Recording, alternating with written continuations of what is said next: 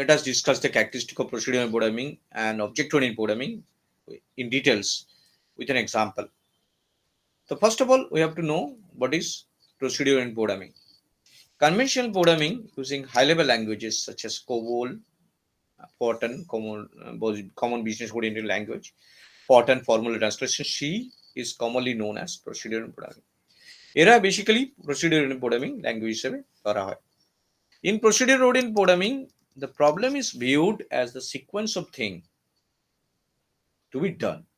We need to view it as a sequence of things to be done, such as reading, calculating, and printing.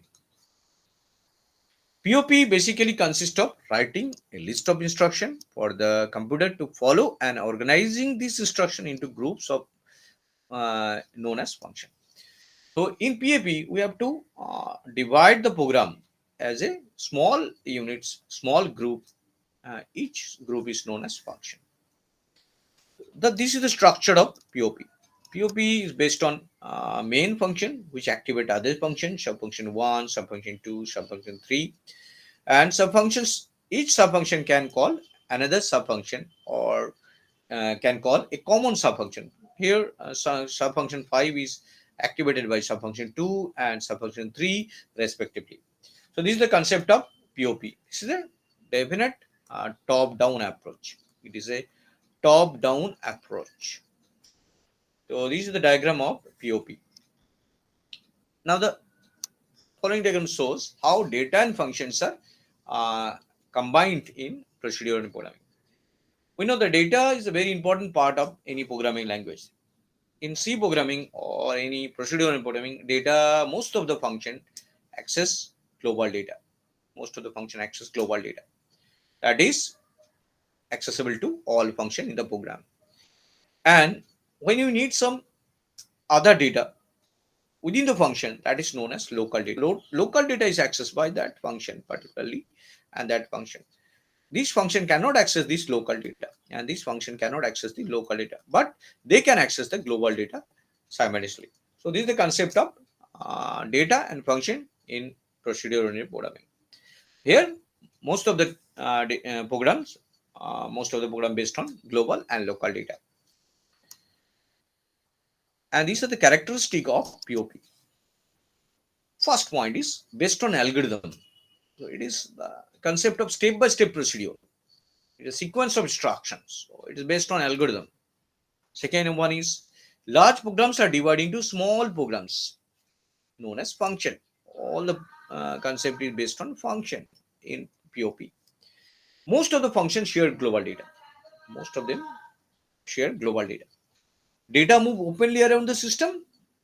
One function can transform data to another function. So this is the basic idea through which we can develop POP.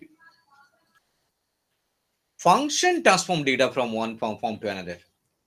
Every function takes some data from the another function, or it can activate another function, and data is transformed from one function to another function, and it can return back to the calling function also. So function transform data from one function to another function. Suppose there is a function main. So main can call another function with the help of some data. Suppose there is a addition function. It call A and B. So A and B passes by main. They are called actual parameter, and when it is called, it return back to the main, or it can display some value within the function. So data transform function transform data from one form to another. So these are the characteristics. Now I am going to discuss the characteristic of object-oriented programming. The major motivating factor in the invention of object-oriented programming approach is to remove some of the drawback encountered in procedural programming. OP treat data is a critical element. This is the vital point. OP treat data as a critical element because data need to be secure in this programming language. So OP treat data as a critical element in the program and does not allow it to flow freely around the system. Does not allow to freely around the system. C++ Java are the example of object-oriented programming. The following diagram shows the organization of data and function in OP. There is a concept of object. These are the objects. Object A, object B,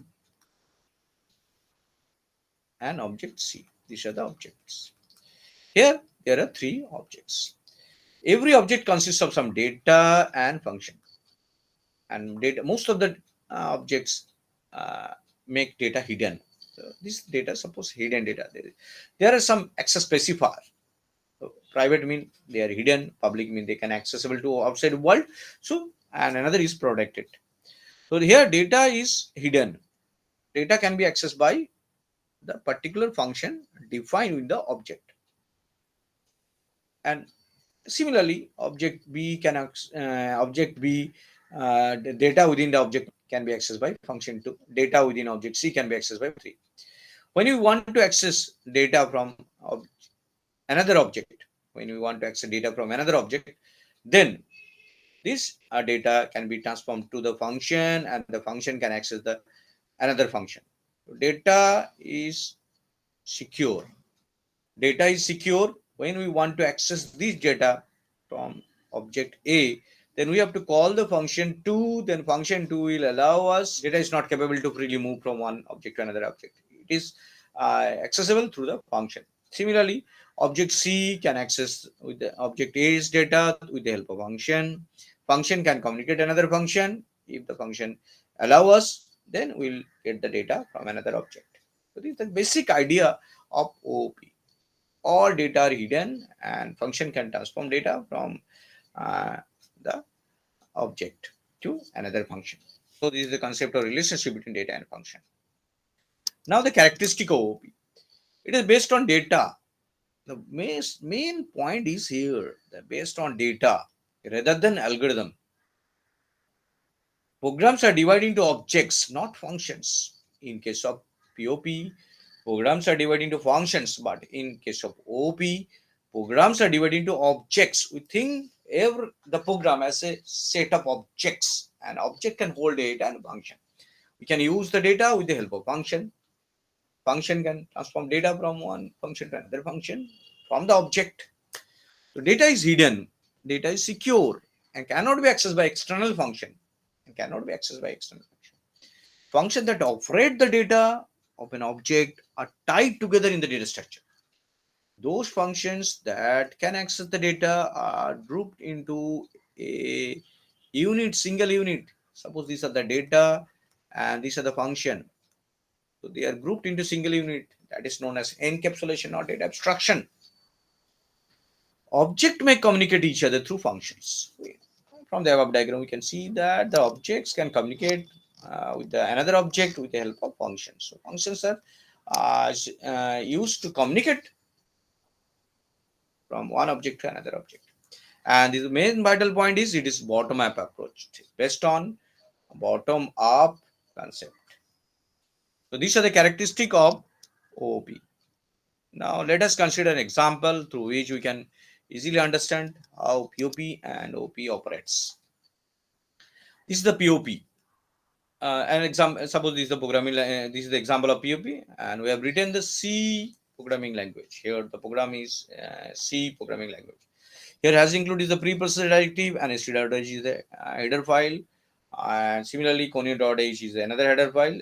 Preprocessor bring the header file into our program for specific library functions. As a function, there is a main, and there is some function that is addition, subtraction, and display. These are the parameters. Yeah, they are called these are called parameters of the function, and this is the return value of the function. And program start with the program start from the main, and program start from the main. Main is the starting point of the every program, and it is written in the topmost position of the program. That's why it's known as top-down approach. And the program start from the main, and it flows from main to another function, and eventually back to main and stop the program. Here, A, B, C, D are the local variables. They are known as local variable because main can use the local variable. These are the local variable A, B, C, D, and this is suppose main, the memory of main. And here we have to take two numbers from the keyboard. Suppose A is 20 and B is 10. Then addition function is activated. addition function is activated with the help of this data. So data is transferred to other function is known as addition. Addition take the parameter of a and b from the main. Suppose they 10 and 20, they can access data from main and transform one function to another function and then perform some addition here. It will return the result as after performing the addition, to return the result 30 to the main in the variable c. So data is transformed by addition function here. Addition is used to add. It is z here. Z is a local variable which is used to take the value from the main and add the value and store the result into z. And finally, z is returned to the main. Similarly, after performing addition, control goes to display. So it is a set of instruction performing sequence of operation. One instruction is performed, then another is operated. Then display is activated. The main will display the value. It will activate the display function. And here display can take the value of c and then print the result calculation. Similarly, after performing display function, control goes to again main, then main called subtraction function. Subtraction is activated. It will perform the calculation a minus b, that is x minus y. A and b is used to transfer x and y. So x and y variables, these are calculated and the value is transferred to z. Z is a local variable and the result is transferred to main again. Then main is display the result and eventually the program stop here. So this is the concept of procedural programming. From the above program, the data is not secure. Data can move openly from one function to another function and transform from one function to another function. When you passing the parameters from one function to another, so data is transforming one function to another function. So this is the concept of procedural programming. Now let us consider the example of object-oriented programming. These are the example of object-oriented programming. So this is the example of C++. Here, the class is created. Initially, there is a class. No main is there.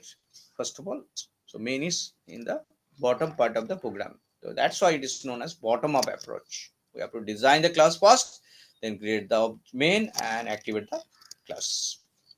Name of the class is calculator. So this is the basic structure of the class. Class combine the data and function single unit. There is a private. Private means this is a hidden part.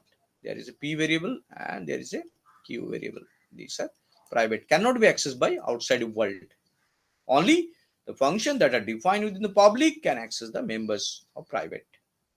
And this area, this access specifier can be activated by outside world.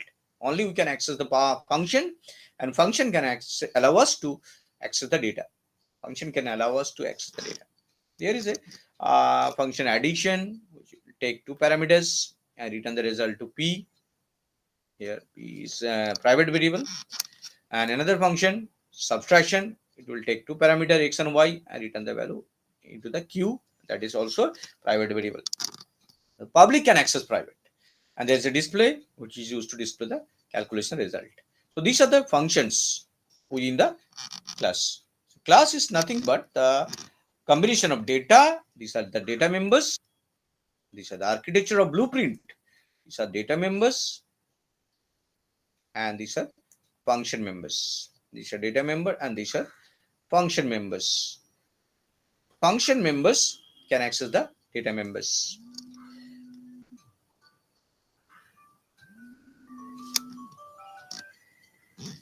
Now, we have to call the function members. So first of all, class is created. Class is the logical structure. We have to create it into the memory. So we need an object. The object are the variable of the class. Object are the instance of the class. Once a class is created, you can create the object. Now object is ready and the memory is allocated for the data members.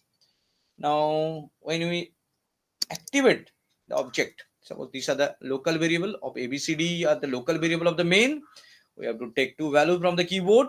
C needs to take the value from the keyboard and then stored into the memory location A and B, and this memory is activated, and then now these values are transformed to the addition function.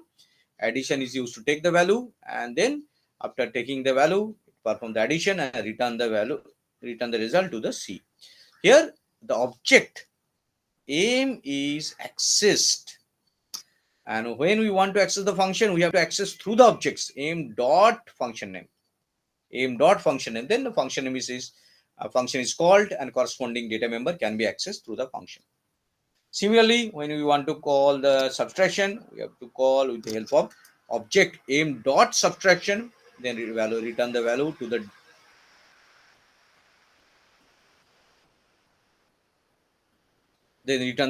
the D variable, and then again D display is called.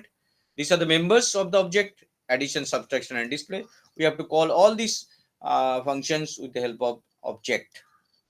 So it cannot be called independently. It can be called with the help of object because they are the members of the class. So this is the bottom-up approach. Data is here secure, not openly around the system. Suppose I want to create another object, then we can also create calculation. We can create many objects. Once a class has been created, we can create many objects. Suppose we want to create another object n, then we can access aim object independently, n object independently. Data within aim are secure, data within n are secure. These are the concept of these are objects, and this is the concept of object-oriented programming. The study material for your semester examination. In this video, you can get the link from the description box. Thank you very much for watching this video. Share and subscribe it. Thank you.